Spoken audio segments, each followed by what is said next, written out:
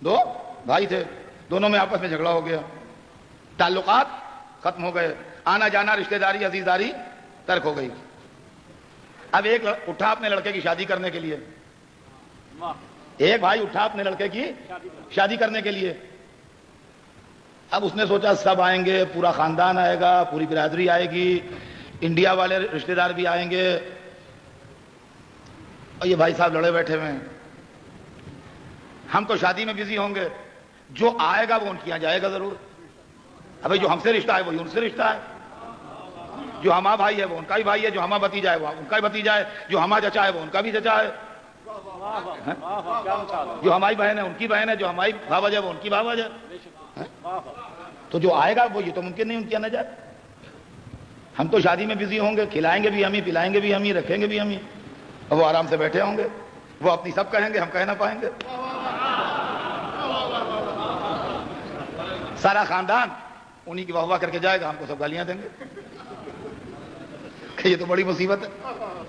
لڑکے کی شادی بھی کرو، خاندان بھر سے مخالفت بھی مول لو۔ سوچتا رہا یا اللہ کیا کروں کیا کروں۔ پھر آخر میں اس نے سوچا کہ میں اس سے بہتر یہ ہے کہ روز کی ہائے ہائے سے بھائی صاحب ہی سے نہ میل کر لو۔ ارے بھائی ہیں، اچھا ہے میل کر لو۔ اس نے دو ایک عزیزوں سے اور کہا جو اس کے قریب تھے کہ میں سوچتا ہوں چل کے بھائی صاحب کو بلا لوں۔ ارے ان کا میاں زندہ باد، سلامت رہو، واللہ یہ ہمارے دل کی آواز ہے، اور ہم بھی یہی چاہتے تھے، ہمت نہیں پڑ رہی تھی تم سے کہنے کی، ابھی چلو، نیک کام میں دیر نہیں کرنا چاہیے، ہم بھی چلتے ہیں ساتھ میں۔ اور صاحب وہ دو تین عزیز ان کو لیے ہوئے وہاں پہنچ گئے، ہم وہاں بھائی صاحب اپنے بیٹھے ہوئے تھے اپنے کمرے میں۔ ان کا بھائی صاحب آپ کے بھتیجے کی شادی ہے اور میں آپ کو لینے آیا ہوں، جب تک آپ نہیں بیٹھیں گے نکاح نہیں ہوگا، وہ پرانی باتوں پر خاک ڈالیے جو کچھ ہوا، اب چلیے آپ اور سب باتیں بھولیے۔ اور یہ ذرا دیر تو بھائی صاحب نے تھوڑا عذر کیا، اس کے بعد وہ پھٹ پڑے جیسے خوب بادل برستے ہیں، وہ فلاں موقع مجھے نظر انداز کیا گیا، اور فلاں مقام پر یہ ہوا، اور فلاں کی شادی میں یہ حرکت ہوئی، اور فلاں نے یہ کہا، فلاں نے قیامت جتی ہوئی ہے۔ اچھا وہ جو ساتھ گئے ہیں وہ ٹھنڈی پانی کی بالٹیاں بھر بھر کے ڈال رہے ہیں۔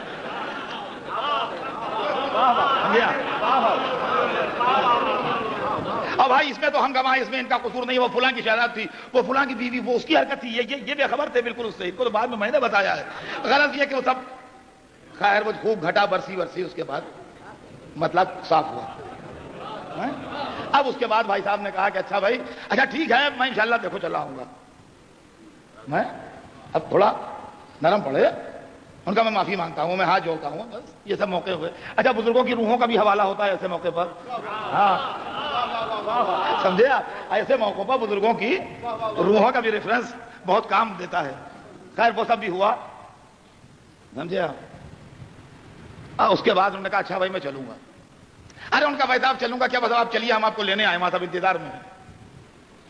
خیر پہلے تو انہوں نے انکار کیا، بھی زیادہ اصرار ہوا تو اٹھ کے کھڑے ہوئے۔ اچھا کھڑے ہو کے چلتے چلتے پھر ہٹ کے کہیں میں چلا آؤں گا۔ ارے ان کا نہیں چلیے، اب لیے ہوئے ان کو چل رہے ہیں، تین چار کو گھیرے میں لیے ہوئے چل رہے ہیں، یہاں تک کہ جب بھائی کے دروازے پہنچے تو پھر رکے، کہ ہم اس وقت نہ لے جاؤ، میں آ جاؤں گا۔ ارے ان کا چلیے بھائی صاحب۔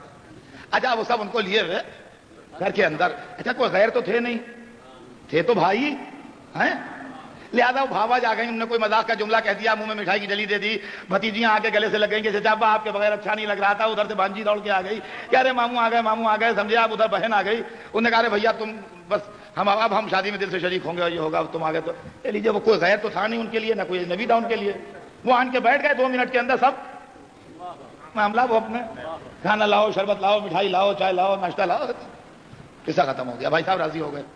یہ منظر آپ نے دیکھا ہے؟ دیکھیے میں نے بڑی محنت سے تصویر آپ کے سامنے پیش کی، اور یہ بالکل زندگی کی اصلی تصویر پیش کی ہے میں نے۔ یہ منظر آپ نے دیکھا ہے، ہو سکتا ہے آپ بھی کبھی اس ٹیم میں گئے ہوں جو بھائی صاحب کو منا کے لے جاتی ہے، یا آپ ہی میں کوئی بھائی صاحب ٹائپ بیٹھے ہوں۔ یہ منظر آپ نے بہرحال، جو بزرگ ہیں، بچوں کی بات میں نہیں کرتا، لیکن جو بزرگ ہیں خاندان میں شادیوں بیاہوں کے موقعوں کے اوپر یہ منظر کبھی کبھی دیکھنے میں آتا ہے، یہ عام منظر ہے۔ آپ نے کبھی یہ بھی دیکھا کہ دو بھائیوں میں جھگڑا تھا اور اختلاف تھا، اور ایک بھائی کا جوان لڑکا مر گیا، اور جس کا بیٹا مرا ہو بھائی کے یہاں بیٹھا ہو کہ بھائی صاحب 2 ہی منٹ کے لیے چلیے نمازی میں شریک ہو جائیے، اب وہ اکڑ رہا ہوں نہیں میں تو نہیں جاؤں گا، میں تو قدم نہیں رکھوں گا، اور خاندان والے رضامند کر رہے ہوں، اور بھائی ہاتھ جوڑ رہا ہو جس کا بیٹا مرا ہو کہ نہیں آپ چلیے، آپ کے بغیر میت نہیں اٹھاؤں گا۔ آپ نے کبھی دیکھا؟ آپ اس سے کیا سمجھے؟ آپ اس سے کیا سمجھے؟ اس سے آپ کیا سمجھے حضور؟ اس کا مطلب یہ ہے کہ خوشی کے واقعے میں عزیز زبردستی بلائے جاتے ہیں، غمی کی خالی اطلاع دی جاتی ہے، جس کا دل چاہے آئے، جس کا دل چاہے نہ آئے۔ خوشی میں انویٹیشن جاتا ہے، غمی میں انفارمیشن جاتی ہے، انویٹیشن نہیں جاتا ہے۔ شادی میں بلاوا آتا ہے، میت میں اطلاع آتی ہے۔ حج ہے خوشی کا واقعہ، نبی زادہ بچا ہے، پوری امت کو بلاوا آیا ہے۔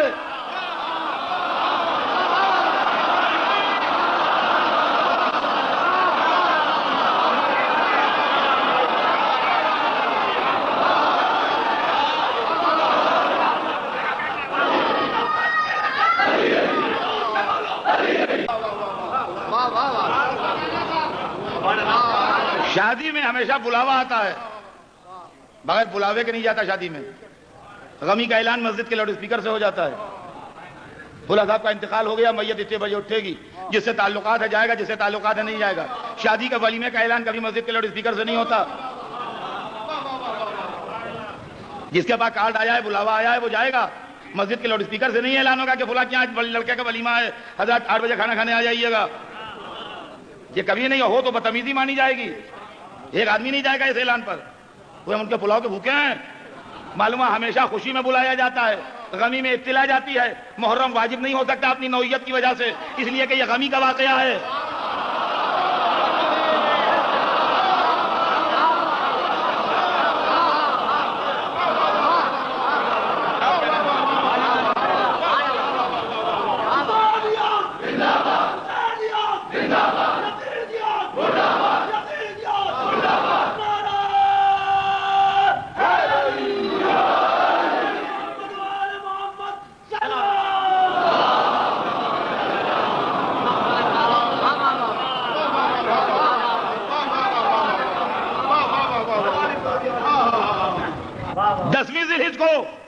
نبی کا بیٹا بچا ہے، لہذا واجب کا بلاوا بھیج کے پوری مسلم برادری کو بلایا گیا۔